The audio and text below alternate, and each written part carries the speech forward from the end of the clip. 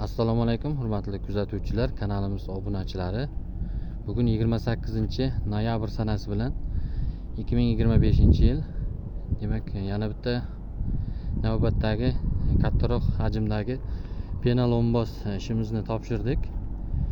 Demak, bu yerda 1000 kvadrat hisoblangan. 1000 kvadratni 7 sm qalinlikda bosib berdik. Penalomboz xizmati. Mana shu holatda demak 4-kun bugun ish kunimiz yakuniga yetdi. İşimizni demak obyekt egalariga topshirdik. Ko'rib turganlaringizdek juda ham sifatli holatda, qattiq holatda bo'ladi. Kimga agar shunday xizmatlar kerak bo'lsa, telefon nomerlar ekranda qoladi. Manzilimiz Jizzax viloyati G'allarol tumani Ko'kkumbazda joylashgan.